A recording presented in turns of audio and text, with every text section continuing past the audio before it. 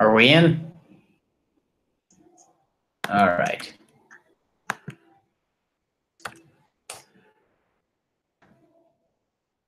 Are we in? All right.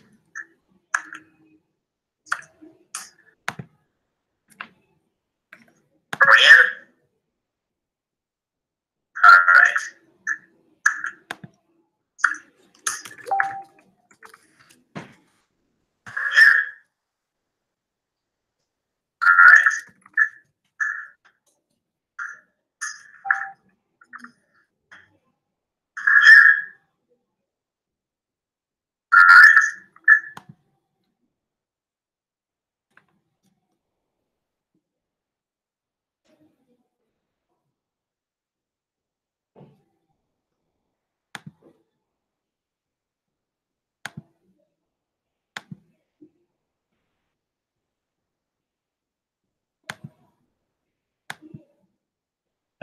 Okay.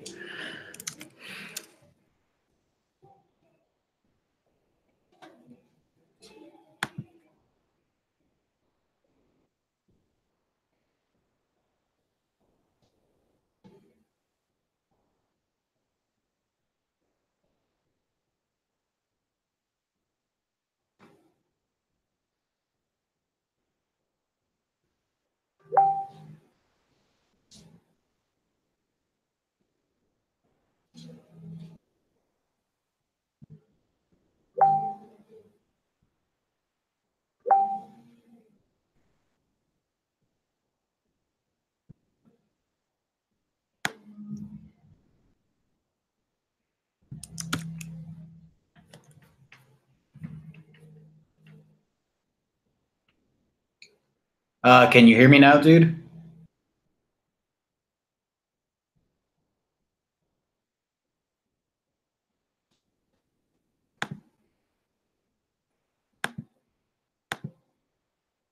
Let's just share an application window. Hold up.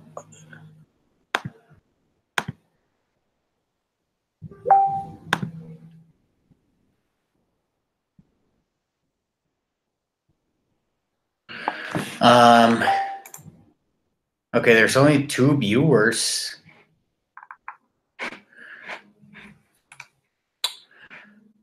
Okay, so I guess I should start this up. Just give me a minute.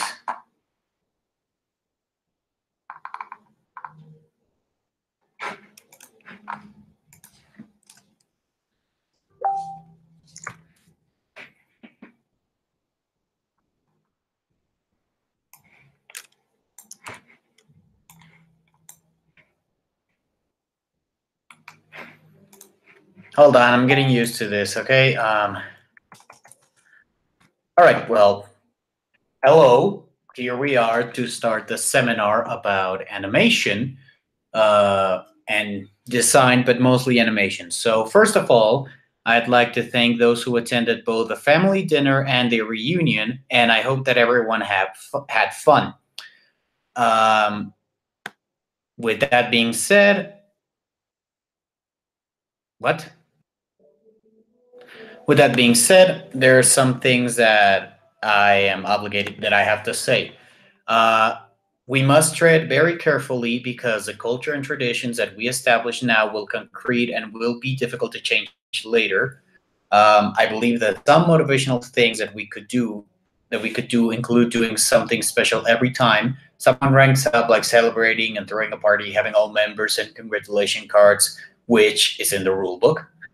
We could also include side challenges that are actually prerequisites of higher ranks, like anyone who orders the Irish language book and completes it by the end of the year will receive a gift card to a restaurant of their choice. Some for those who submit their political paper and rebuttal paper, and a rebuttal paper for the rank of MacLean. I hope I'm pronouncing that right. We will increase communication by completing the recall roster and making it readily available on the website. Oh, and speaking of the website, a noble has suggested that we do a tutorial and walkthrough of the website. Honestly, that's a very good idea. We're gonna have a monthly meeting, much more comprehensive, and also have a monthly seminar. I will post a map will be posted in the US of all locations of members, as well as encourage members to check the events tab on our official group Facebook page and also the event page on our website to stay current and up to date with all upcoming events. I think with all of that being said, I can start my seminar about animation. Okay, so I'm gonna try to keep it very simple because I think I'm the only one, the only animator on this group. So let's do an analogy. Okay, first off, what I'm gonna be talking about is keyframes. How to specifically. Oh wait, apparently I missed something. The last two tabs.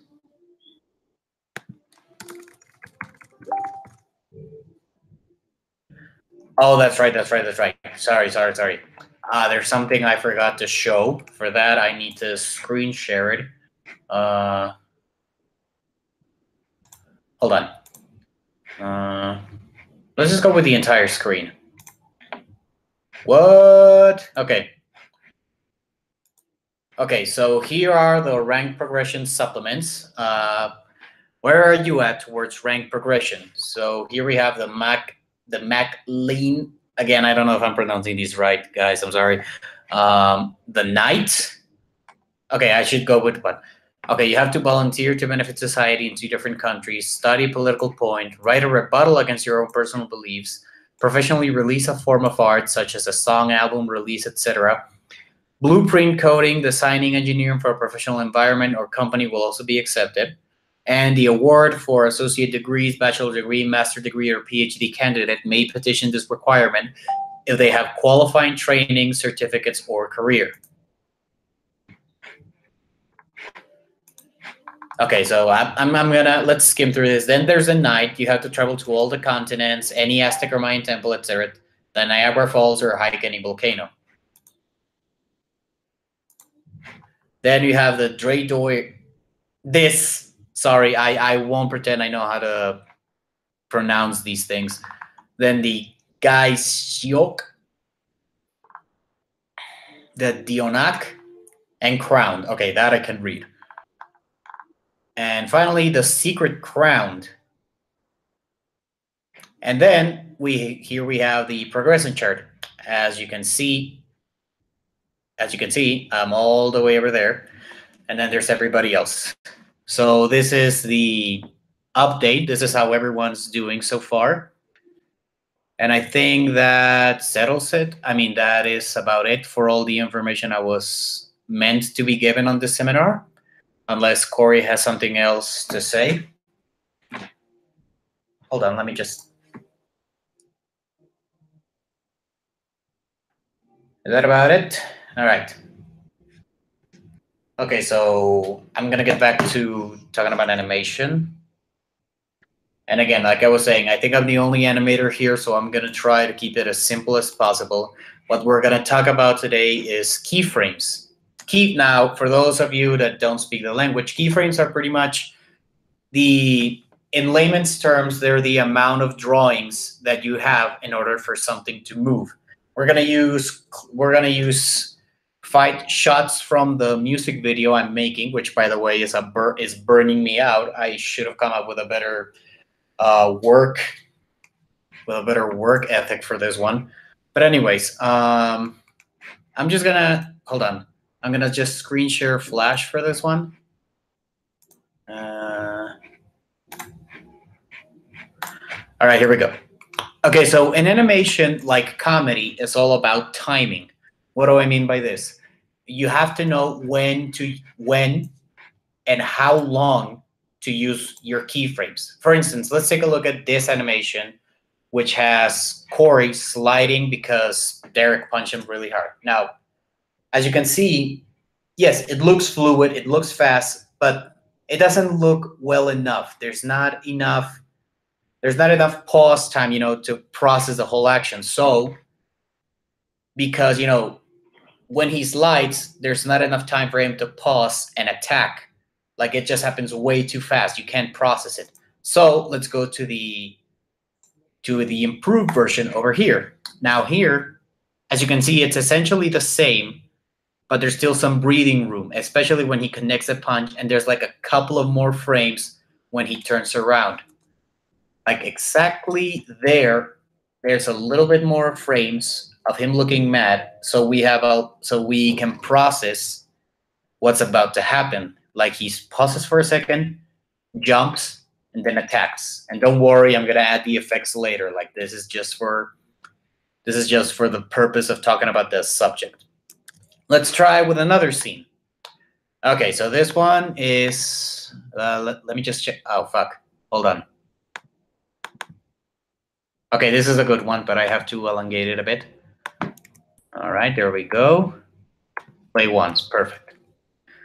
Okay, so let's go with this one. Now, what's gonna happen in this scene, in this shot, is Derek just blocked both of Corey's punches, and he's about to. But Corey has a trick up his sleeve, like he's gonna use that to kick him. So let's see what happens here in the one that's not timed correctly.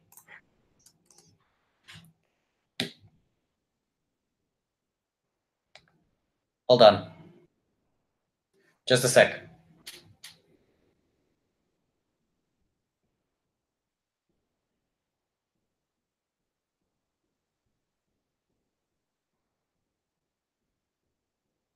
Okay, so I've just been informed that there's a lot of lag on this, so I'm gonna have to go through this frame by frame. Okay, I don't know how well you can see this. Maybe Corey will inform me later. But as you can see, again, it moves way too fast. It looks good, it looks fluid, but there's something that just is not clicking. Like you're not given enough time to process the action. So let's go, as you can see, let's go frame by frame. Here, we can see that when Corey goes down, there's not enough time for us to process as the audience that he's about to impact. You see, like it moves way too fast. The first half of this shot moves way too fast for us to appreciate what's going on. I'm not sure if you can see it better here. Remember, I'm from Mexico and my internet is very shoddy. But anyways, like bottom line, first half moves too fast. So let's go to the improved version again. Okay, so here, not only does it take an extra frame for Corey to go down, but we also have 3 frames. Actually, we have 2 for him to start getting up. Then he rolls up, he moves a little bit, and then white screen. Now, this is a trick in animation, especially in action scenes, to prevent drawing anything extra. You know, like if you want to save up time because you're on deadline, or a post just isn't working, or if you ever try to draw someone getting punched, you realize that it's like a lot more difficult than it should be, because impact and whatnot. So this white screen allows you to feel the impact.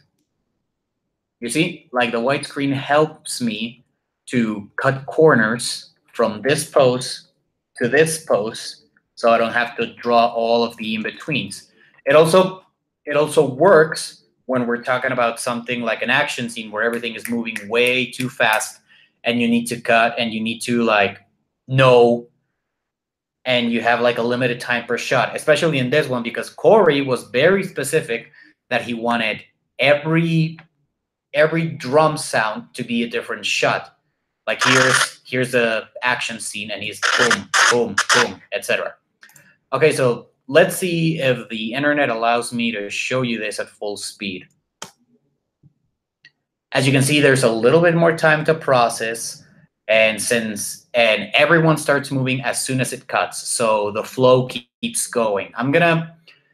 I'm missing one in-between shot, but I'm gonna show you the whole fight scene to show you how the flow goes. I hope that processes well. But anyway, lastly, let's go with this scene. Now, in this scene, hold on, let me see which one is which.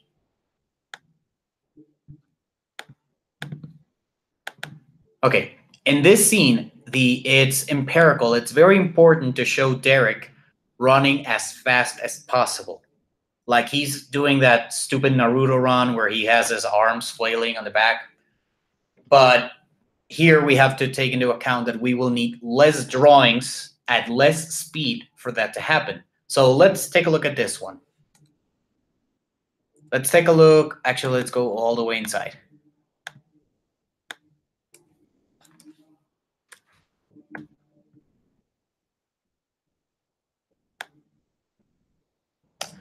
Okay, as you can see, it looks fluid, it looks okay, but it doesn't look fast enough. Like he looks like he's running at a moderately pace.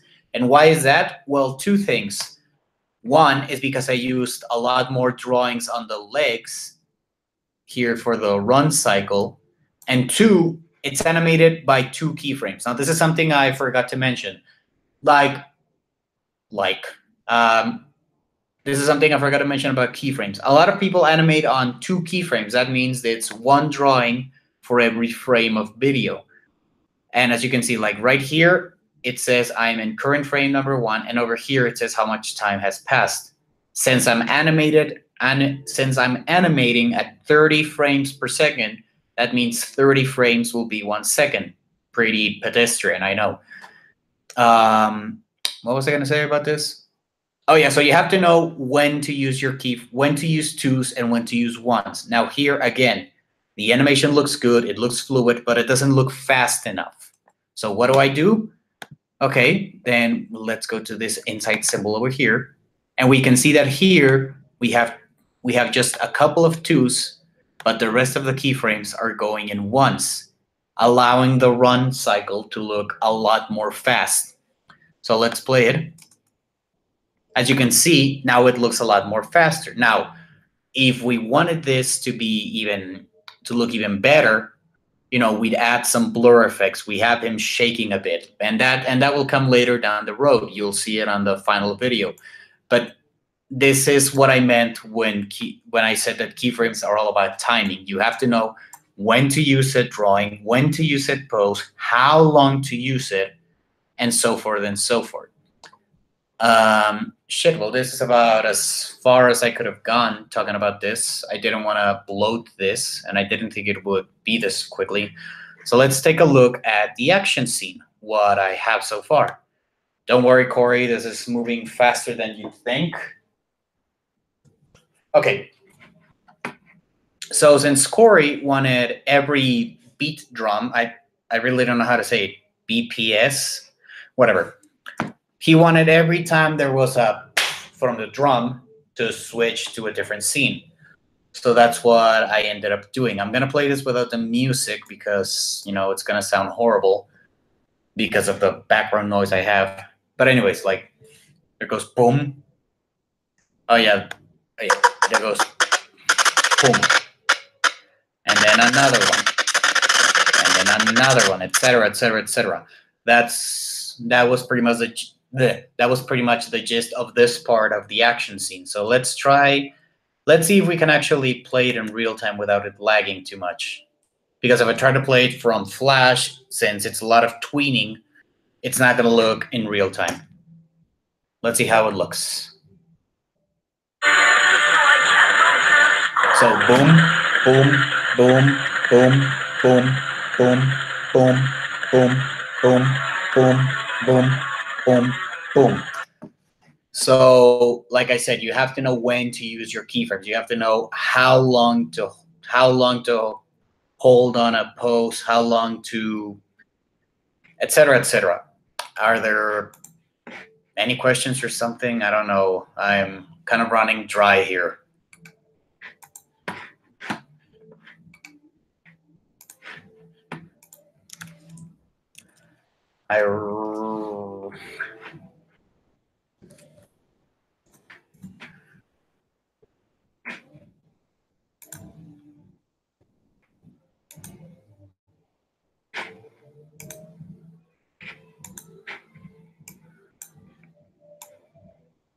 Hold on a second. I just realized that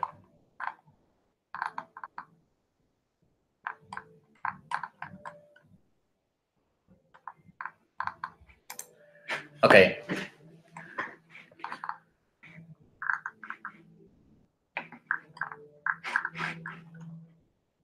Okay, any questions? Okay, what program is this? This is definitely Adobe Animate.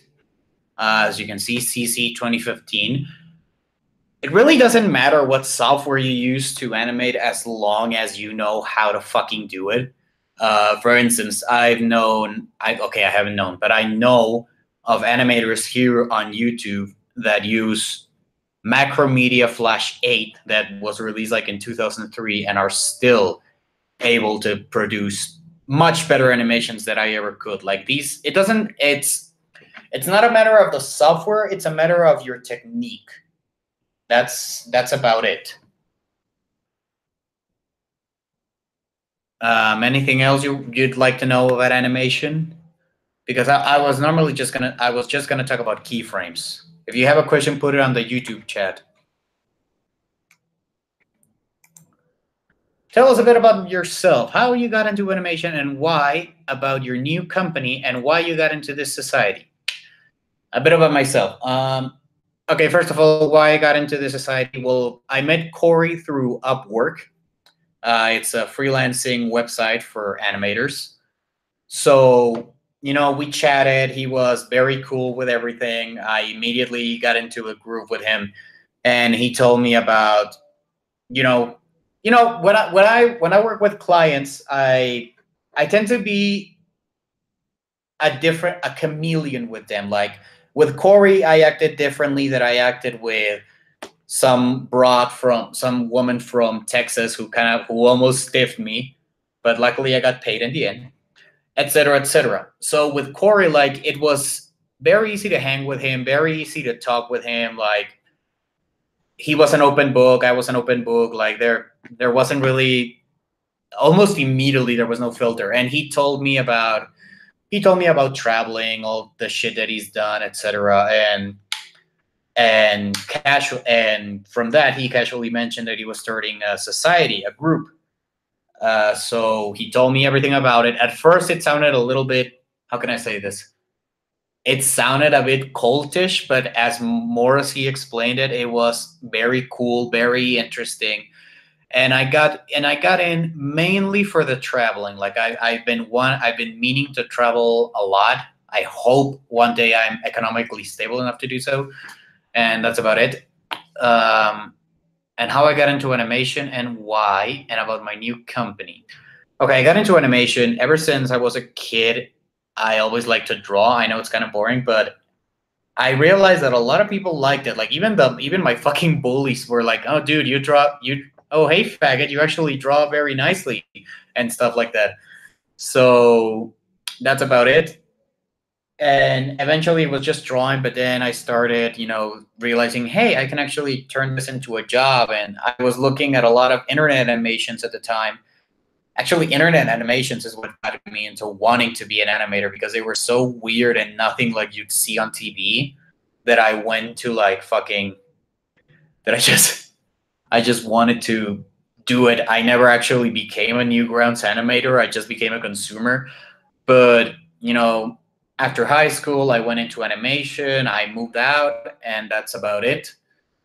And about my new company, I currently have two companies per se in the works. One would be me working as an individual, and it's called Alán the Mexican. And the other one, name pending, I already have the logo, but it would be a bunch of my friends working as a freelancer group.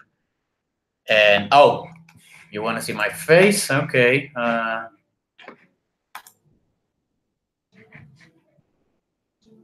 God damn it, what's going on? Okay. Jesus, that blue light. Okay. About the yeah, I was talking about my companies. Alán the Mexican would be me just working and eventually, having some outside work. But then I have another company, which name pending. I had the name, but Corey so eloquently said that it would be confused with makeup. The name was Mascara Productions. Mascara Productions. In Mexico, that means mask. But Corey made me realize that it would have been like, if people Google that, they would just find a bunch of makeup products. So that's that. Anything else I could tell you guys about?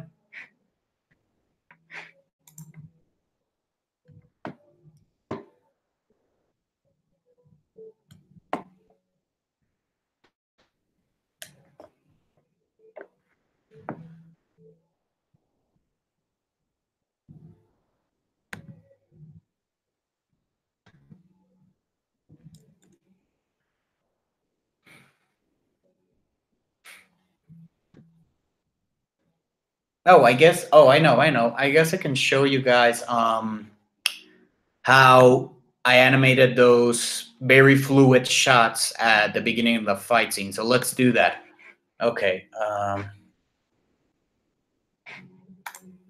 We're gonna go back to Flash, and this is gonna be like I'm gonna try to make this as quickly as I can. Wait, no, that's Illustrator. There we go. Okay, so as you can see, they're a symbol.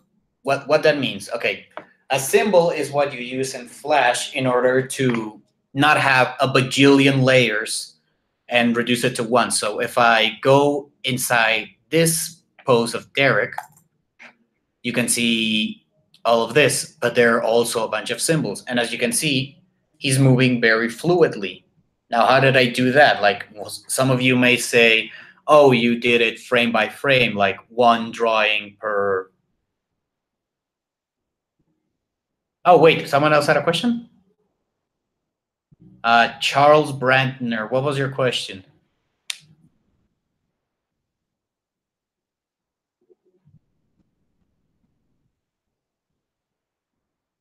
It says that you had a question until I asked for the input. Oh, then your mind went blank. Okay, I get it. Okay, so let's go back to this. As you can see, he's moving very fluidly, and you may say, oh, he did that frame by frame. Not exactly. Okay, so let's go inside the hair. Now, the hair is another symbol. And here, you can see that every layer, it's either a line or the coloring. So what did I do here? Okay. What I did was simple. First, let's remove the twin that you can see. When I remove said twins, the hair is no longer moving. Now, the shape twins here allow me to bring the line of the hair that looks like this. Wait, let's pick a better one. Now, the shape twins allow me to grab this line, move it that way in this new pose, and then the program does everything in between. Now let's put the shape tweens again. And as you can see, it's moving almost in real time, like it's as fluid as possible. Now this is an arduous process, not because, how can I put this? Sometimes the tweens behave randomly, like they don't move the way they should. So in those cases, you have to go frame by frame. Let me see if I can find an example here where I had to go frame by frame. No, these ones turned out well. Let's see the face. I swear to God, there was a place where I had to. Oh yeah, those don't move. Okay, let's take a look at Corey's punch in the air.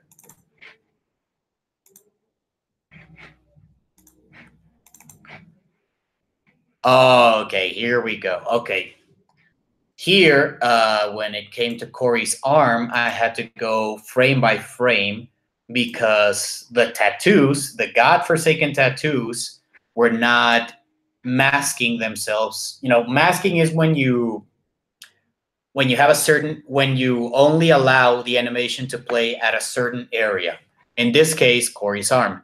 So because it wasn't masking properly, I had to go frame by frame here, painting every single frame of the arm. And as you can see, it worked out very nicely. Like it looks very fluid in motion. But let's see, I swear to God, Corey's hair was a pain in the ass. Okay, here's a perfect example on the coloring. Here, I didn't have to go frame by frame, but I did have to go in specific frames because the tween was just acting up like crazy. Like there was no way of doing this with just two poses. So I had to go first with this one, then the second one, then the third, then the fourth, then the seventh, the ninth, the 12, and then all the way to the end. Like, because the reason here is shape twins are very good. Shape twins are very good for simple shapes, for simple lines. But when it's something as complex as Corey's hair, as you can see, he doesn't really have a distinctive shape. You know, it's gonna act all rebel-like. Like, let's see if I can show you. Let's see if I can show you a tween acting up the way it shouldn't.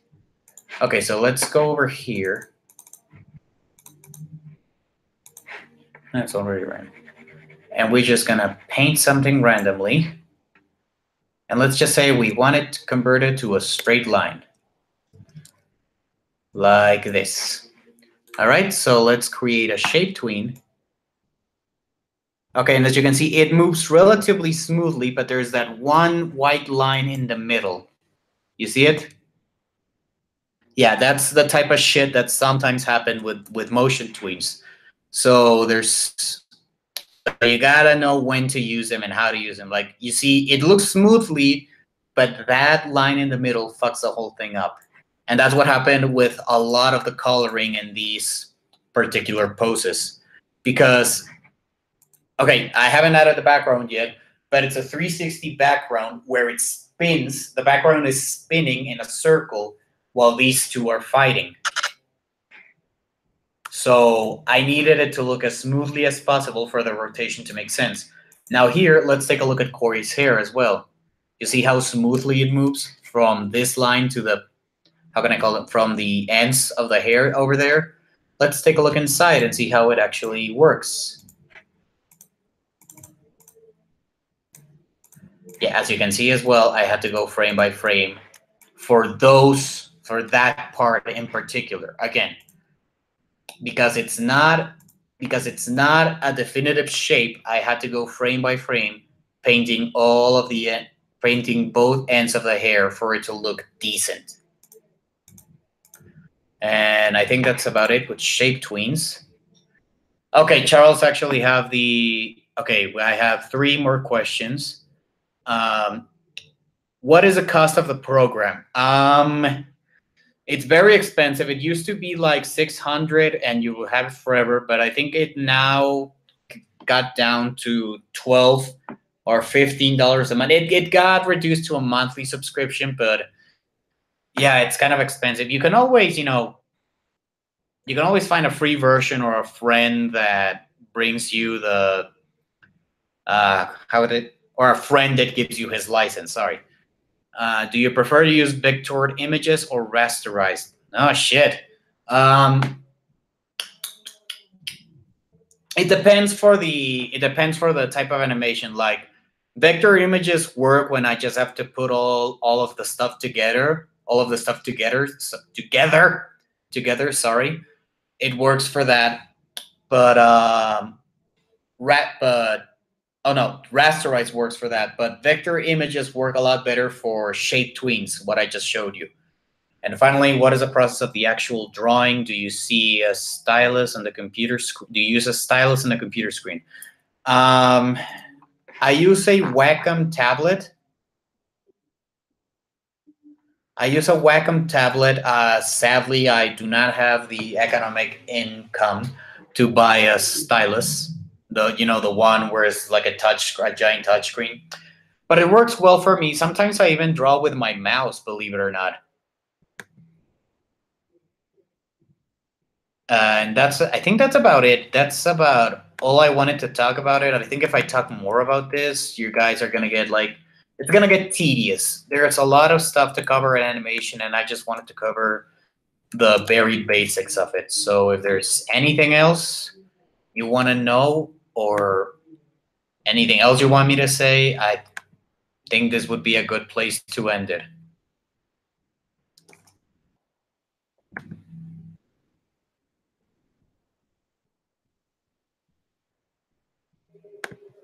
Hold on, let me stop screen sharing.